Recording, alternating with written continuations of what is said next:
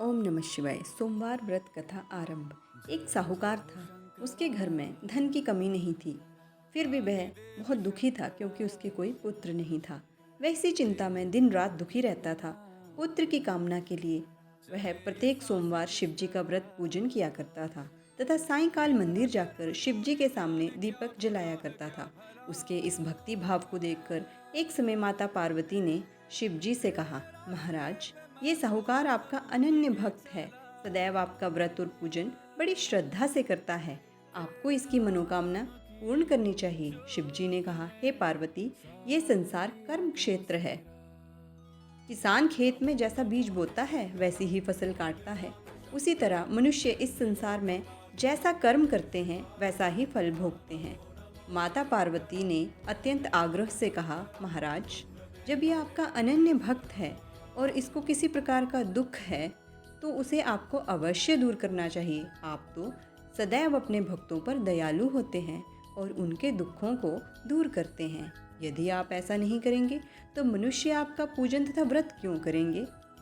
माता पार्वती का ऐसा आग्रह देख शिवजी कहने लगे, हे पार्वती, इसके कोई पुत्र नहीं है। इसी चिंता में ये अति दुखी रहता है। इसके भाग्य में पुत्र न होने पर भी मैं इसको पुत्र की प्राप्ति का वर देता हूँ, परंतु वह पुत्र केवल 12 वर्ष तक जीवित रहेगा। इसके पश्चात वह मृत्यु को प्राप्त हो जाएगा। इससे अधिक मैं इसके लिए कुछ भी नहीं कर सकता। माता पार्वती और भगवान शिव का ये वार्तालाप साहूकार सुन रहा था। इससे उसको ना तो प्रसन्नता हुई और ना ही दुख हुआ। वह पूर्व की तरह शिवजी का व्रत और पूजन करता रहा। कुछ समय बाद साहूकार की स्त्री गर्भवती हुई और 10वें महीने उसके गर्भ से अति सुंदर पुत्र उत्पन्न हुआ। साहूकार के घर में बहुत खुशियां मनाई गई, परंतु साहूकार ये जानता था कि उसकी केवल 12 वर्ष की आयु है। इसलिए उसने अधिक प्रसन्नता प्रकट नहीं की और ना ही किसी को यह भेद ही बताया। जब वह बालक 11 वर्ष का हो गया तो बालक की माता ने उसके पिता से उसका विवाह करने के लिए कहा। साहूकार ने कहा, अभी मैं इसका विवाह नहीं करूंगा, मैं अपने पुत्र को काशी पढ़ने के लिए भेजूंगा। साहूकार ने बालक के मामा को बुलाकर उसको बहुत सा धन देकर कहा, तुम इस बालक को काशी में पढ़ने के लिए ले जाओ और रास्ते में जिस स्थान पर भी जाओ वहाँ पर यज्ञ करते, ब्राह्मणों को भोजन कराते तथा दक्षिणा देते जाना। दोनों मामा भांजे यज्ञ करते, ब्राह्मणों को भोजन कराते तथा दक्षिणा देते काशी जी की ओर चल पड़े। रास्ते में एक नगर पड़ा। उस नगर के राजा की कन्या का विवाह था, परंतु जो राजकुमार विवाह कराने के लिए आया था वह एक आंख से काना था। उसके पिता राजा को इस बात की बड़ी चिंता थी कि कहीं राजकुमार को देख राजकुमारी तथा उसके माता पिता विवाह में किसी प्रकार की अड़चन पैदा ना कर दें। जब उसने सेठ के अति सुंदर इस लड़के को देखा तो मन में विचार किया कि क्यों न द्वारचार के समय इसी लड़के से वर की सारी रस्में पूर्ण की जाएं। ऐसा मन में विचार कर राजकुमार के पिता ने उस साहूकार के लड़के और उसके मामा से बात की। वे राजी हो गए। फिर उस साहूकार के लड़के को वर के कपड़े पहनाकर तथा घोड़ी पर बैठाकर कन्या के द्वार पर ले गए। कार्य प्रसन्नता से पूर्ण हो गया। राजकुमार के पिता ने सोचा कि यदि विवाह कार्य भी इसी लड़के से करा लिया जाए तो क्या बुराई है। ऐसा विचार कर लड़के और उसके मामा से कहा, यदि आप फेरों और कन्यादान के काम को भी करा दें तो आपकी बड़ी कृपा होगी। मैं इसके बदले आपको बहुत सा धन दूंगा। दोनों ने इसे भी सहर्ष स्वीकार कर लिया। विवाह कार्य बहुत अच्छी तरह से संपन्न हो गया। सेठ का पुत्र जब जाने लगा तो उसने राजकुमारी की चुनरी के पल्ले पर लिख दिया, तेरा विवाह मेरे साथ हुआ है, परंतु जिस राजकुमार के साथ तुमको भेजेंगे वह एक आंख से काना है। मैं काशी जी पढ़ने जा रहा हूँ। सेठ के लड़के के जाने के पश्चात राजकुमारी ने जब अपनी चुनरी पर ऐसा लिखा हुआ पाया तो उसने काने राजकुमार के साथ जाने से मना कर दिया। उसने अपने माता पिता को सारी बात बता दी और कहा कि ये मेरा पति नहीं है, मेरा विवाह इसके साथ नहीं हुआ। जिस वर के साथ मेरा विवाह हुआ है वह तो काशी पढ़ने गया है। राजकुमारी के माता पिता ने अपनी कन्या को विदा नहीं किया और बारात वापस चली गई।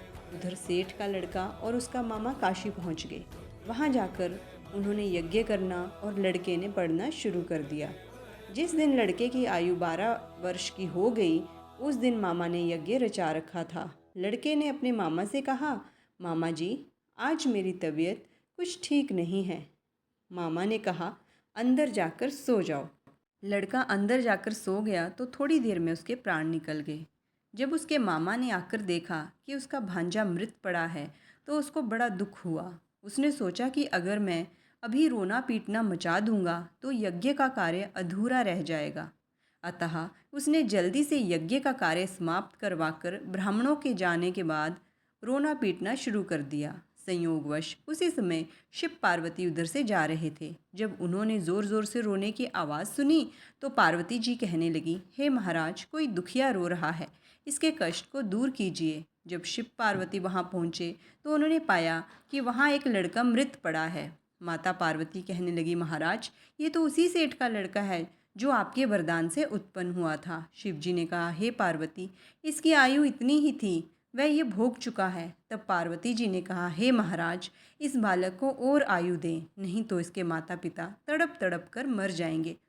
माता पार्वती के बार बार आग्रह करने पर शिवजी ने उसको जीवन का वरदान दिया। शिवजी की कृपा से वह लड़का जीवित हो गया। इसके बाद शिवजी और पार्वती कैलाश पर्वत को चले गए। शिक्षा पूरी होने पर वह लड़का और उसका मामा उसी प्रकार यज्ञ करते, ब्राह्मणों को भोजन कराते तथा दक्षिणा देते अपने घर की ओर चल पड़े। रास्ते में उसी नगर में पहुँचे जहाँ उस लड़के का वहाँ की राजकुमारी से विवाह हुआ था। वहाँ आकर उन्होंने यज्ञ आरंभ कर दिया। उस लड़के के श्वशुर वहाँ के राजा ने उसे पहचान लिया और महल में ले जाकर उसकी बहुत आवभगत की। बहुत से दास दासियों सहित आदरपूर्वक अपनी राजकुमारी और जमाई को विदा किया। जब वे अपने नगर के निकट आए तो मामा ने कहा कि मैं पहले तुम्हारे घर जाकर तुम्हारे माता पिता को खबर कराता हूँ। जब उस लड़के का मामा घर पहुँचा तो उसने देखा कि लड़के के माता पिता घर की छत पर बैठे हैं। उन्होंने ये प्रण कर रखा था कि यदि हमारा पुत्र सकुशल लौट आया तो हम राजी खुशी नीचे आ जाएंगे, नहीं तो छत से कूदकर अपने प्राण दे देंगे। उस लड़के के मामा ने आकर जब ये समाचार दिया कि आपका पुत्र आ गया है, तब उनको विश्वास नहीं आया। उसके मामा ने शपथ पूर्वक कहा कि आपका पुत्र अपनी पत्नी तथा बहुत सारा धन साथ लेकर आया है। तो सेठ प्रसन्नता से भर उठा। सेठ सेठानी आनंदपूर्वक नीचे आए। बाहर आकर उन्होंने अपने पुत्र तथा उसकी पत्नी का भरपूर स्वागत किया।